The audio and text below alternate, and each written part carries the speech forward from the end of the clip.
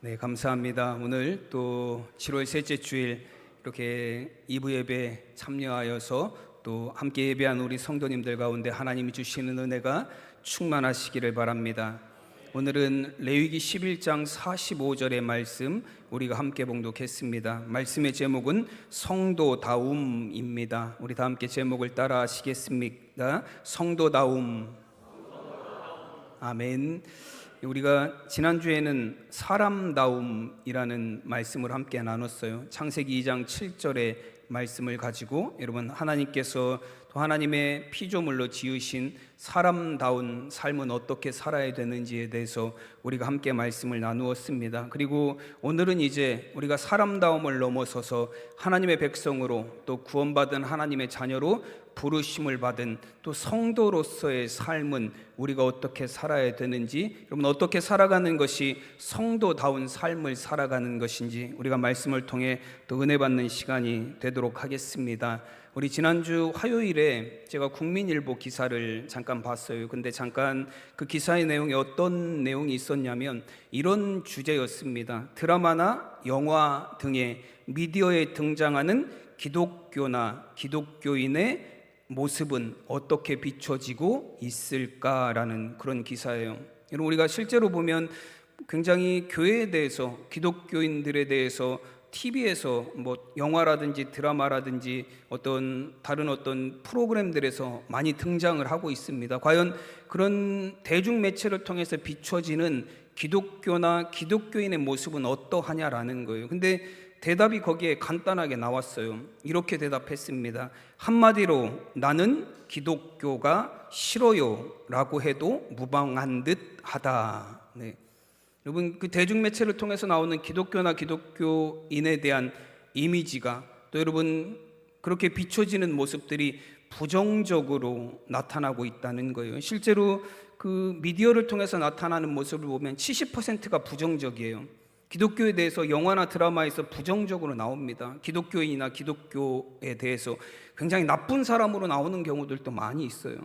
왜 그렇게 나오는지, 우리 교회에 보면 착한 분들만 다 있으신 것 같은데 이렇게 TV에 나오는 기독교인들은 나쁜 사람들이 많이 나와요. 여러분, 그 다음에 뭐 부정적인 이미지가 70%고 20%는 중립적인 이미지예요. 그냥 종교인으로 나오는 거예요. 나쁘지도 않고 좋지도 않고. 근데 긍정적으로 나오는 퍼센테이지는 어때요? 9%에서 10% 사이밖에 안 돼요. 여러분, 10번 이 TV나 어디 영화에 10번 기독교나 기독교인이 등장하면 7번은 나쁜 사람, 나쁜 것으로 나오고 딱 한 번만 선하고 긍정적인 이미지로 지금 대중매체에 비춰지고 있다라는 거예요. 물론 그 영향이 어디에 있냐면 이단을 그리고 사이비를 구분하지 못하는 사람들이 많기 때문에 그래요. JMS도 기독교라고 생각하고 신천지도 기독교라고 생각하는 사람들이 많이 있습니다. 그래서 그런 이단과 사이비의 영향이 기독교 안에 들어와 있기도 합니다. 그리고 어느 일부 교회나 일부 성도들의 여러분 일부분의 모습만 보고 전체의 모습으로 확대해서 해석하기도 해요. 여러분, 그럼에도 불구하고 우리가 부정할 수 없는 사실 중에 하나는 뭐냐면 기독교 전반에 대해서 많은 사람들이 실망하고 있다는 거예요. 여러분, 엊그제 제 아내가 기사 하나를 보내주길래 봤어요. 봤더니 뭔 기사냐면 전 세계에서 IQ가 제일 높은 사람이 우리나라 사람이더라고요. IQ가 276이에요. 276인데 그 사람이 연대 신학과를 다닌대요. 그래서 연대 신학과를 다니면서 나중에 목사가 되는 게 이제 자기가 하고 싶은 일이다라고 그러더라고요. 그랬더니 제가 그 기사를 이렇게 보면서 딴 걸 본 게 아니라 댓글을 쭉 봤어요. 어떤 댓글들이 달려있나. 그랬더니 거기에 재밌는 댓글들도 많이 있어요. 저 사람은 자기 IQ에서 100을 빼도 천재네. 그러더라고요. 우리는 IQ가 100인 사람들도 많은데 그 사람은 100을 빼도 천재라고 그런 댓글도 있고, 또 어떤 사람들은 이런 댓글도 남겼어요. 이번 주에 얼마나 많은 목사님들이 설교 시간에 저 사람 얘기를 할까. 세상에서 가장 좋은 사람도 목사한다고 목사가 좋은 직업이라고 얘기할 거 아니야. 그런 댓글도 있더라고요. 근데 가장 가슴 아픈 댓글들은 뭐냐면 왜 목사하냐라는 거예요. 왜 목사하냐? 왜 그런 일을 하려고 하냐? 저렇게 머리 좋고 똑똑하고 세상에 이바지할 수 있는 재능이 있는 사람이 왜 하필이면 교회 가서 일하려고 그러고 목사하려고 그러고 그런 일 하려고 그러냐? 그러면서 댓글들을 보면요, 목사나 기독교인들은 완전 사기꾼이라고 표현하는 사람들이 얼마나 많은지 몰라요. 제가 그걸 보면서 이게 지금 많은 사람들이 기독교에 대해서 가지고 있는, 예수 믿는 사람들에 대해서 가지고 있는 많은 사람들의 생각이 이렇구나라는 생각을 하면서 굉장히 안타깝다라는 생각을 했습니다. 여러분, 왜 많은 그리스도인들이 선하게 살려고 노력하면서도, 신앙 안에서 살려고 노력하면서도 여러분 이렇게 세상으로부터 많은 비난을 받고 때로는 여러분 많은 악하고 나쁜 사람으로 비춰지는 그런 이미지를 가질 수밖에 없습니까? 왜냐하면 이 시대 하나님의 사람들이, 이 시대 하나님의 백성들이 정말로 성도로 부르심을 받은 사람들이 성도다운 삶을 살지 못하기 때문에 그래요. 여러분, 우리가 하나님의 백성이라고 스스로는 말하지만, 내가 하나님을 믿는다고 말하지만, 내가 정말로 하나님을 믿는 사람다운 삶을 살지 못하기 때문에 세상은 기독교인들을 보면서, 교회를 보면서 실망하는 거예요. 그저 세상하고 다른 게 없어요. 믿지 않는 사람하고 다른 게 없습니다. 나와 똑같은 그리스도인들을 보면서 많은 사람들이 실망하게 되는 거예요. 여러분, 성도라는 말, 여러분 성도다움이 무엇입니까? 성도라는 말 자체가 어떤 의미를 갖고 있냐면, 헬라어를 봐도 히브리어를 봐도 성도라는 단어는 거룩하다라는 의미를 갖고 있어요. 여러분, 우리가 하나님의 자녀가 되었다라는 것, 우리가 하나님을 믿는다라는 것, 우리가 하나님이 백성이 되었다라는 건 무엇을 의미하냐면, 우리의 삶이 이제는 세상과 구별된 거룩한 삶이 되어간다라는 걸 의미합니다. 이런 하나님께서도 이스라엘 백성들을 애굽에서 구원해 내신 후에 그들에게 율법을 주시면서, 하나님의 법을 주시면서 하시는 말씀이 있어요. 오늘 본문이에요. 레위기 11장 45절에 하나님이 이스라엘 백성들을 향해서 뭐라고 말씀하십니까? 나는 너희의 하나님이 되려고 너희를 애굽 땅에서 인도해낸 여호와라. 내가 거룩하니 너희도 거룩할지어다 라고 말씀합니다. 나는 너희의 하나님이 되려고 너희들을 인도해낸 여호와라는 거예요. 당연히 너희가 나의 백성, 나의 자녀가 되었으면 내가 거룩한 것처럼 너희도 거룩해야 되지 않겠냐라고 말씀합니다. 여러분, 하나님께서 하나님의 백성을 향해서 하시는 말씀이 뭐냐면 거룩해야 된다라는 거예요. 그게 바로 세상 가운데 구별된 하나님의 백성이다라고 말씀하셨습니다. 여러분, 하나님의 자녀로 우리가 성도로서 갖추어야 될 모습은 거룩함이에요.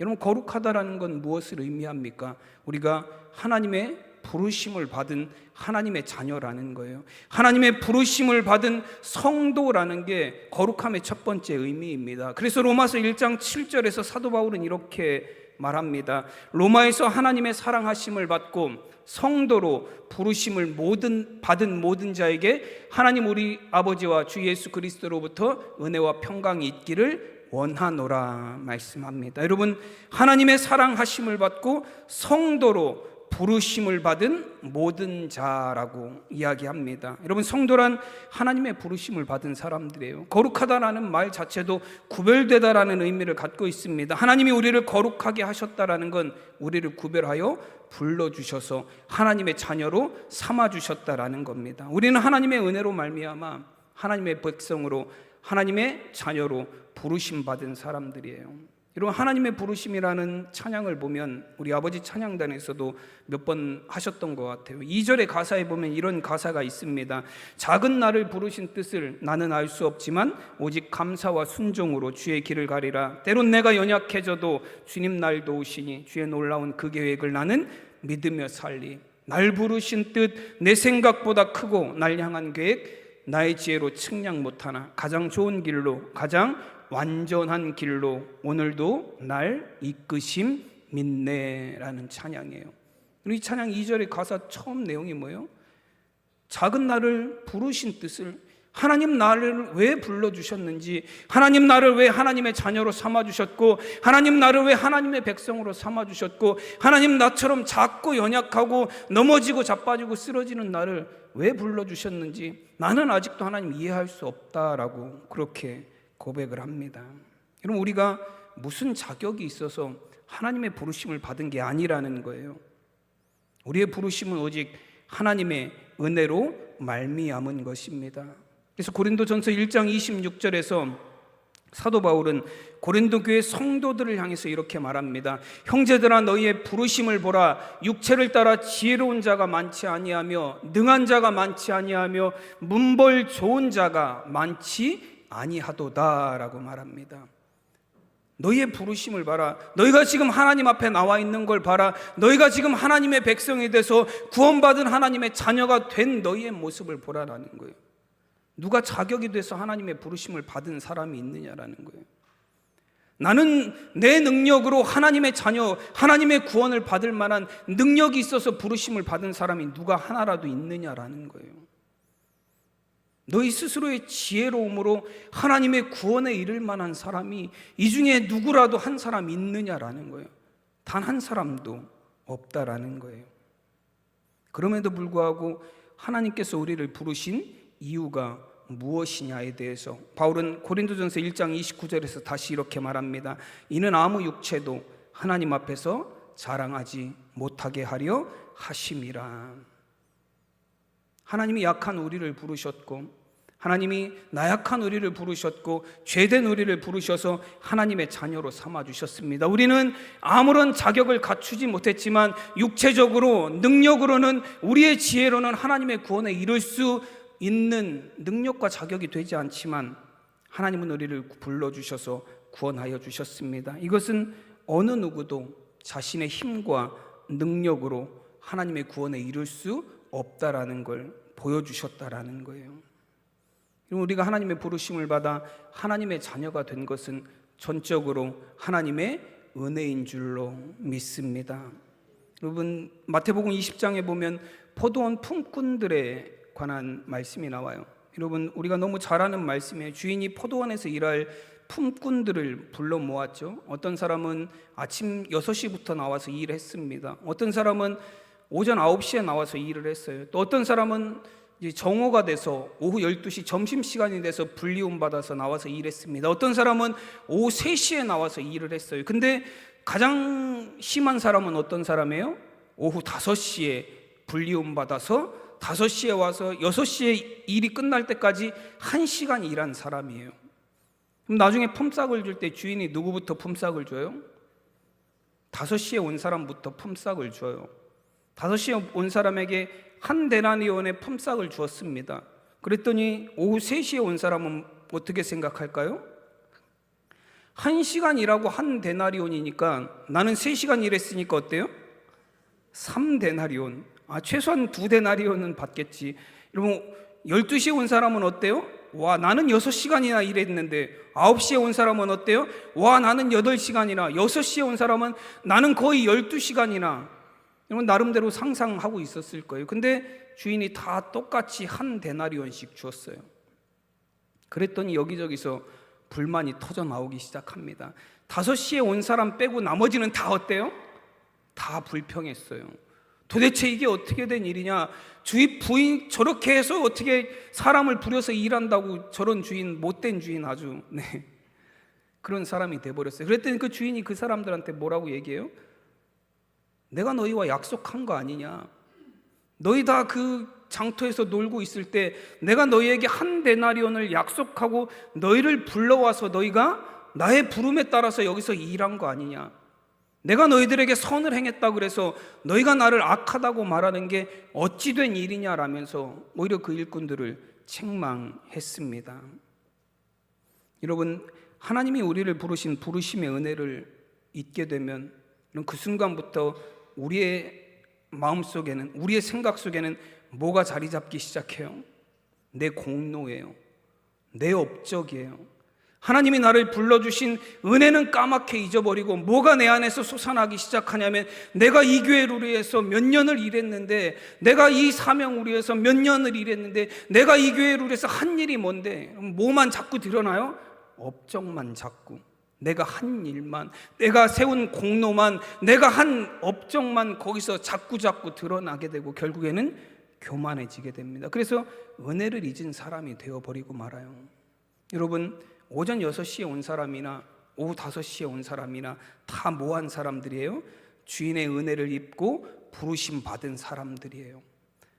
누구도 거기에 올 자격을 갖지 못했지만 주인의 부르심의 은혜에 입어서 그곳에 와서 함께 일할 사명을 주신 겁니다. 여러분, 하나님의 부르심에는 하나님의 은혜가 담겨져 있어요. 우리가 은혜로 말미암아 부르심 받았는데도 불구하고 여러분, 우리가 그 은혜를 잊게 되고 내 공로를 말하고 내 업적을 말하고 내가 한 일을 말하고 내 능력을 자랑하기 시작하면서 교만해지게 됩니다. 여러분, 결국 우리가 그 교만함에 빠져서 하나님의 은혜를 잊게 되면서 세상 가운데 거룩함을 잃어버리게 되는 거예요. 우리가 하나님의 백성이 되고 성도로 부르심을 받게 된 것은 전적으로 하나님의 은혜입니다. 고린도전서 15장 10절에서 사도 바울은 이런 고백을 합니다. 그러나 내가 나 된 것은 하나님의 은혜로 된 것이니 내게 주신 그의 은혜가 헛되지 아니하여 내가 모든 사도보다 더 많이 수고하였으나 내가 한 것이 아니요 오직 나와 함께 하신 하나님의 은혜로다. 아멘. 여러분, 바울이 그 은혜를 잊지 않으니까 어때요? 내가 다른 사도보다 더 많이 수고했다라고 얘기합니다. 이게 자랑 같죠. 결국엔 약간 자랑 같아요. 나는 다른 사도들보다 훨씬 더 많이 수고했습니다. 근데 여러분, 그 뒤에 나오는 구절이 어때요? 그러나 내가 한 것이 아니요 오직 나와 함께 하신 하나님의 은혜로다. 많은 일을 했지만 그건 내가 한 게 아니라 하나님의 은혜로 감당하게 하신 것입니다. 여러분, 우리가 이 세상에 하나님의 백성인 성도들이 하나님의 부르심의 은혜를 잊지 않고 겸손히 살아갈 때 정말로 세상에 거룩함을 이루는 하나님의 자녀의 삶, 성도다운 삶을 살아갈 수 있는 줄로 믿습니다. 저는 우리 사랑하는 성도들이 우리를 불러주시고 구원하여 주신 하나님의 부르심의 은혜를 늘 기억하며 살아가는 우리 성도님들이 되시기를 간절히 축원합니다. 그러면 또 성도다움이라는 것, 거룩함이라는 건 또 어떤 의미를 갖고 있냐면, 이제 우리가 하나님의 부르심을 받아 하나님의 백성이 되었다라는 건 우리는 이제 하나님의 소유가 되었다라는 걸 의미합니다. 레위기 20장 26절에서는 이렇게 말씀하세요. 너희는 나에게 거룩할지어다. 이는 나 여호와가 거룩하고 내가 또 너희를 나의 소유로 삼으려고 너희를 만민 중에서 구별하였음 이니라 말씀합니다. 여러분, 하나님께서는 만민 중에서 그의 백성을 구별하셨다라고 말씀합니다. 그리고 그 구별하신 이유가 뭐냐면 너희를 나의 소유로 삼으려고, 너희를 나의 것으로 삼으려고 너희들을 구별해냈다라고 말씀하셨습니다. 하나님의 백성, 우리가 성도가 되었다라는 건 뭘 의미하냐면 이제 나의 모든 소유에 대한 권한은 하나님이 갖고 계시다라는 거예요. 나는 하나님의 소유된 백성이다라는 것, 그것이 성도다움을 살아갈 수 있는 삶의 비결이에요. 여러분, 우리 하나님의 소유된 성도로서 우리가 이 세상을 어떻게 살아야 되겠습니까? 시편 135편 4절에 보면 여호와께서 자기를 위하여 야곱 곧 이스라엘을 자기의 특별한 소유로 택하셨음 이로다라고 말씀합니다. 여러분, 하나님께서 이스라엘을 자기의 특별한 소유로 택하신 이유가 뭐라고 말씀하시죠? 자기를 위하여라고 말씀하셨어요. 하나님을 위해서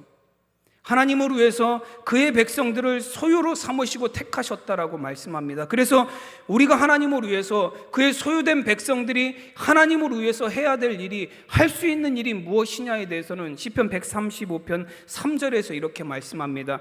여호와를 찬송하라. 여호와는 선하시며 그의 이름이 아름다우니 그의 이름을 찬양하라 말씀합니다. 시편 135편 3절과 4절 말씀에는 접속사가 하나 들어가 있어요. 두 구절을 연결하는 이 말씀에는 접속사 키, 히브리어로 키라는 접속사가 들어가 있습니다. 제가 이 접속사는 굉장히 여러 번 말씀드렸어요. 어떤 의미냐면 왜냐하면이라는 뜻이에요. 3절과 4절을 왜냐하면을, 우리나라 번역본에는 왜냐하면이라는 단어가 빠져 있어요. 근데 왜냐하면이라는 단어를, 접속사를 넣어서 번역을 하면 이렇게 됩니다. 여호와를 찬송하라. 여호와는 선하시며 그의 이름이 아름다우니 그의 이름을 찬양하라. 왜냐하면 여호와께서 자기를 위하여 야곱 곧 이스라엘을 자기의 특별한 소유로 택하셨기 때문이다 라고 말씀합니다. 여러분, 우리를 하나님의 소유로 택하시고 하나님의 백성으로 부르신 이유가 뭐예요? 하나님을 찬양하고 여호와의 선하신 이름을 찬송하게 하시기 위함이다라고 말씀합니다.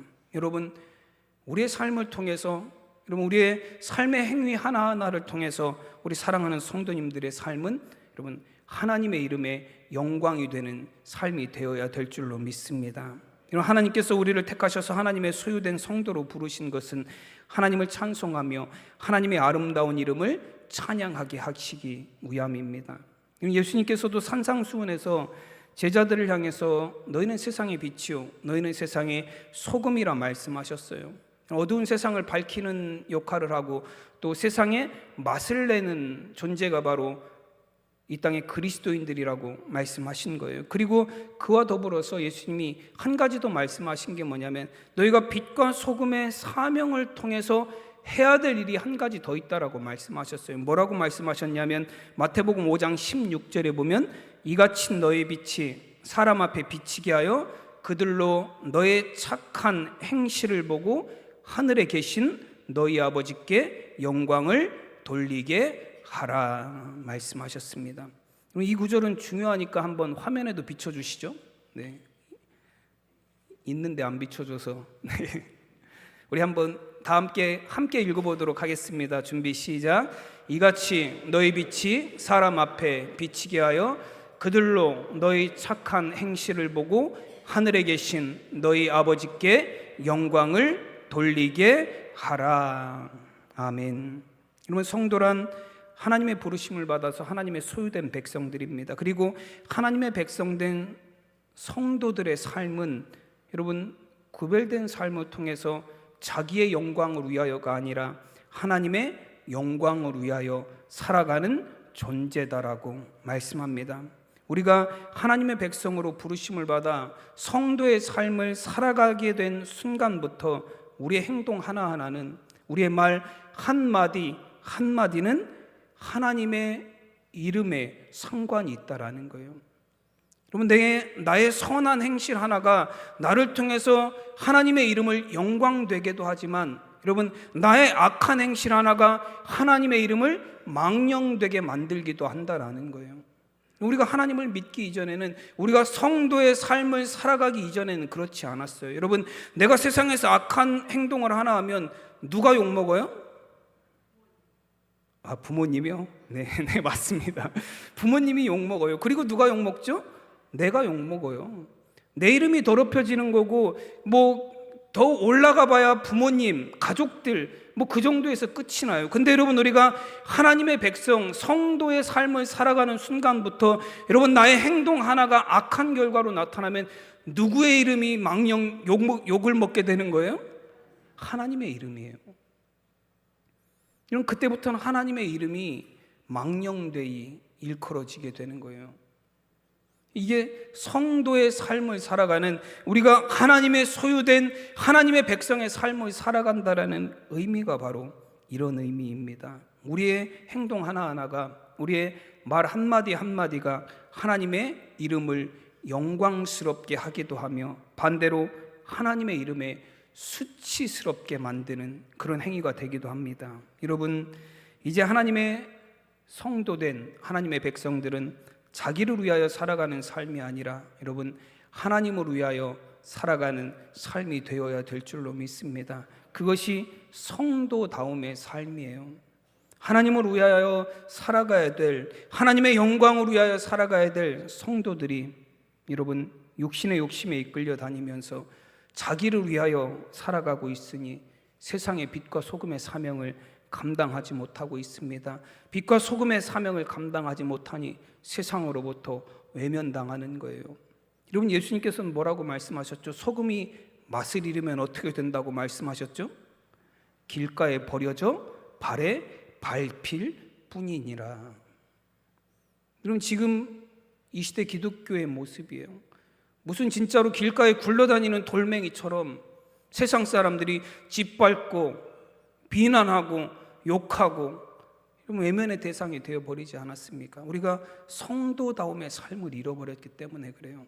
하나님의 영광을 위하여 살아가야 될 성도들이 자기를 위하여 살아가고 있으니 여러분, 세상에 많은 비난을 받을 수밖에 없습니다. 우리 안에 정말로 성도다움이 회복이 될 수 있는 우리 성도님들이 되시길 간절히 축원합니다. 여러분, 우리가 그러면 성도다움의 삶을 살아가기 위해서 우리에게 반드시 필요한 것이 무엇이 있느냐라는 거예요. 여러분, 정말로 하나님의 백성, 하나님의 자녀, 하나님의 구원받은 부르심을 받은 성도의 삶을 바르게 살아가기 위해서는 우리의 삶에 참된 기준이 필요합니다. 그 기준이 뭐냐면 하나님의 말씀이에요. 그럼 왜 우리가 거룩함을 잃어버린 채 세상을 살아가냐면 하나님의 말씀대로 살아가고 있지 않기 때문에 그렇습니다. 하나님의 백성으로 성도로 살아간다는 건 뭘 의미하냐면 하나님의 말씀이 내 삶의 기준이 된다는 걸 의미해요. 디모데전서 4장 5절 말씀에 보면 하나님의 말씀과 기도로 거룩하여 짐이라 말씀합니다. 우리를 거룩하게 만드는 건 하나님의 말씀이고 기도라는 거예요. 예수님께서도 요한복음 17장 17절에서 이렇게 말씀하셨습니다. 그들을 진리로 거룩하게 하옵소서. 아버지의 말씀은 진리니이다. 우리를 거룩하게 만드는 건 뭐냐면 하나님의 진리의 말씀이라는 거예요. 여러분, 에베소서 5장 26절에서도 이는 곧 물로 씻어 말씀으로 깨끗하게 하사 거룩하게 하시고 라고 말씀하셨습니다. 그럼 말씀으로 우리를 깨끗하게 하셔서 거룩하게 하신다는 거예요. 하나님의 백성인 성도를 거룩하게 하는 것은 하나님의 말씀이에요. 성도들이 하나님의 말씀을, 하나님을 믿는 자로서 세상과 구별된 것이 무엇이 있습니까? 하나님의 말씀을 따라 살아간다라는 거예요. 하나님의 백성인 성도들은 하나님의 말씀을 기준으로 살아가는 사람들입니다. 그래서 로마서 3장 1절에서 사도 바울은 유대인의 나음이 무엇이며 할례의 유익이 무엇이냐라고 묻습니다. 여러분, 여기서 유대인하고 할례가 상징하는 게 뭐예요? 하나님의 백성들이에요. 언약 백성을 상징합니다. 이 할례는 브라트 밀라라고 해서 언약이에요. 브라트라는 게 언약이라는 의미를 갖고 있어요. 하나님의 백성들, 하나님과 언약된 사람들, 구별된 하나님의 자녀들, 그들이 세상 사람들과 다른 게 뭐냐라는 거예요. 메시지 성경에서는 그래서 이 3장 1절 말씀을 그렇다면 유대인인 것과 아닌 것, 다시 말해 하나님의 길에 대해 훈련받은 것과 그렇지 못한 것은 무슨 차이가 있을까요? 여러분, 성도와 아닌 사람들의 차이가 뭐냐라는 거예요. 예수님 믿는 사람들과 믿지 않는 사람들의 차이가 뭐냐라는 거예요. 그리스도인들과 비그리스도인들의 차이가 뭐냐라는 거예요. 사도 바울은 뭐라고 대답을 합니까? 로마서 3장 2절에서 범사에 많으니 우선은 그들이 하나님의 말씀을 맡았음이니라. 많은 게 있지만 그 중에서 최고는 뭐냐? 하나님의 사람, 성도를 구별하는, 세상 사람들과 성도를 구별하는 가장 첫째 되는 조건이 뭐냐면 하나님의 말씀을 맡았다는 거라는 거예요. 여러분, 우리가 세상과 구별될 수 있는, 여러분, 성도가 성도다운 삶을 살아갈 수 있는 삶의 기준 한 가지가 있다면 그건 바로 하나님의 말씀이라는 겁니다. 우리가 하나님의 말씀대로 살아갈 때 성도다운 삶을 살아갈 수 있어요. 왜 우리가 성도다움을 잃어버렸는가 하면 하나님의 말씀이 우리의 삶과 전혀 상관없는 삶을 살아가고 있기 때문에 그렇습니다. 여러분, 세상 나라들도 각 나라마다 지켜야 될 법이 있어요. 외국 여행 나가시는 분들은 외국 여행 나가기 전에 가이드나 뭐 여행사에서 나가서 조심해야 될 사항들, 해서는 안 되는 사항들 쭉 알려줘요. 근데 뭐 제가 다른 나라들은 잘 모르겠는데요. 제가 싱가포르는 가보지 않았는데 싱가포르이 굉장히 여행하기 힘든 나라더라고요. 봤더니 싱가포르에 가서는 화장실에 가서 변기 물 안 내려도 벌금을 낸대요. 150달러 벌금을 낸다 그래요. 뭐 150달러면 얼마죠? 20만 원 가까운 돈이죠. 변기물 안 내리면 낸대요. 그럼 아니 내가 변기물 내렸는지 안 내렸는지 어떻게 알아? 그렇죠? 근데 그 변기물 내렸는지 안 내렸는지 그 조사하러 다니는 요원들이 있대요. 제가 그거 보면서 야, 지금 별걸 다 네. 잘 내려야 돼요, 여행 가면. 네. 그리고 또 싱가포르이 또 뭐 때문에 그러냐면 횡단보도 무단 횡단하면 벌금이 $1,000에 징역이 3개월이래요. 여러분 지금 레미안 막 왔다 갔다 하시잖아요. 네, 거기 나는 신호 잘 지킨다. 네, 몇 분 안 계시네. 그거 잘못 걸리면 어때요? 벌금이 100만 원이 넘어요. 징역도 살 수 있대요. 일주일 여행 갔다 3개월 머물다 오실 수도 있어요. 네. 그리고 또 싱가포르이 또 제가 이거 생각도 못한 게 뭐냐면 껌을 씹고 뱉는 것도 불법이래요. 가서 껌 씹으면 안 된대요. 껌을 씹으려면 의사 처방을 받아야 된대요. 왜냐하면 그 치아 치료를 위해서 껌을 씹어야 되는 분들이 있대요. 그런 분들은 의사한테 처방을 받아서 허락을 받고 정부에다 등록을 해야 된대요. 껌 씹는 사람으로. 그리고 나서 껌을 씹을 수 있대요. 뭐 정말로 이 별의별 법이 다 있죠. 네. 우리는 상상할 수 없는 법이 있어요. 근데 여러분, 그래도 우리가 가서 껌 씹으면 어때요? 그 사람들 잡아갈 거예요. 우리가 변기물 안 내리면 벌금 물어요. 우리가 가서 막 무단 횡단하면 3개월씩 막 구류시킬 수도 있어요. 여러분, 그래도 너희들 우리나라 오려면 뭐 하라는 거예요? 와서 법을 지키라는 거예요. 너희들 우리나라에 오려면 이런 법들 지켜야 된다라는 거예요. 여러분, 세상 나라들도 법을 가지고 사람들이 꼭 그 나라에 가면 그 법을 지키라고 말합니다. 근데 여러분, 우리가 하나님의 백성이 됐고 하나님의 소유가 됐고 하나님 나라의 자녀가 됐는데 여러분, 우리는 하나님의 법을 무시하며 살아요. 그러니 우리가 어찌 세상의 성도다움을 나타내는 삶을 살아갈 수 있겠습니까? 하나님의 말씀을 하나님의 사람들이 지키지 않으며 살아가고 있는데 세상 사람들이 보기에 어찌 우리가 하나님의 성도로서의 바른 삶이다라고 인정할 수 있겠습니까? 여러분, 하나님의 백성, 성도의 가장 기본적인 사항은 뭐냐면 하나님의 말씀을 따르는 거예요. 그 말씀을 따르는 삶을 살 때, 그 말씀이 우리의 삶의 기준이 될 때 참된 성도의 삶을 살아갈 수 있는 줄로 믿습니다. 예전에 봤던 신문 기사 중에 영국에서 설문조사를 막 했어요. 근데 그 영국 젊은이들을 대상으로 설문조사를 했는데요. 하나님의 말씀이 성경에 대해서 어떻게 생각하냐라고 물었더니 고리타분하다, 촌스럽다, 시대에 뒤떨어졌다. 성경에 대해서 젊은 사람들이 하고 있는 생각이 그거예요. 지루하다. 그리고 나서 이제 성경에 대한 지식을 물었어요. 물었더니 선한 사마리아인은 대답한 사람들이 60%가 선한 사마리아인의 이야기를 몰라요. 탕자 얘기도 모르는 사람들이 40%가 된대요. 이런, 그리고 무슨 그 선지자 중에 사자굴에 떨어졌다가 살아난 선지자를 아냐고 물었더니 라이언 킹이라고 대답을 한대요. 이런 하나님의 말씀에 대해서 아무것도 몰라요. 영국은 어떤 나라예요? 한때 굉장히 그 기독교의 그 중흥을 이루었던 나라고 막 전 세계에 선교사들을 보내던 그런 나라였어요. 근데 여러분, 그 나라에 하나님의 말씀이 사라지기 시작했어요. 그리고 말씀이 사라진 자 누가 사라져요? 성도들이 사라졌어요. 여러분, 우리의 삶의 기준이 하나님의 말씀이 되는 삶을 살 때 우리가 온전한 성도다움의 삶을 살아낼 수 있습니다.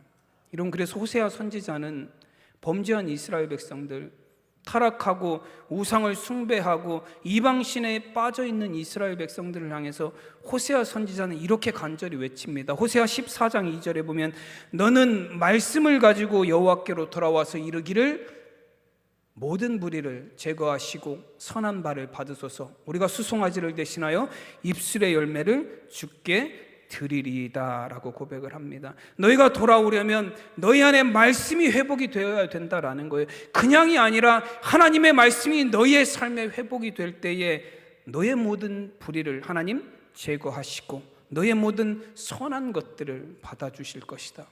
여러분, 말씀이 우리의 삶에 회복이 되어야 될 줄로 믿습니다.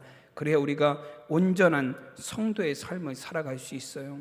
여러분, 하나님의 말씀은 성도들의 삶의 생명의 양식이고 우리가 갈 길을 밝혀주는 빛이고 등이 됩니다. 성도의 거룩함을 어떻게 이룰 수 있겠습니까? 여러분, 우리가 어떻게 살아야 하나님의 백성으로 구별된 삶을 살 수 있겠습니까? 하나님의 말씀이에요. 시편 119편 9절에서는 청년이 무엇으로 그의 행실을 깨끗하게 하리까? 주의 말씀만 지킬 따름이니이다. 이런 우리를 깨끗하고 거룩하게 하는 것은 하나님의 말씀이고, 우리로 하여금 하나님의 백성 성도로서 온전한 삶을 살게 하시는 것은 하나님의 말씀인 줄로 믿습니다. 여러분, 성도는 하나님의 소유로 부르심을 받아 하나님의 말씀을 따라 하나님의 영광을 위하여 살아가는 사람들입니다. 우리 사랑하는 성도님들, 구별된 삶을 통하여 여러분 정말로 부르심에 합당한 삶을 통하여 하나님의 소유된 백성으로서 말씀을 따라 이 땅에 성도다움을 이루며 살아가는 우리 성도님들 되시기를 간절히 축원합니다. 기도하겠습니다. 하나님의 은혜와 사랑을 감사드립니다.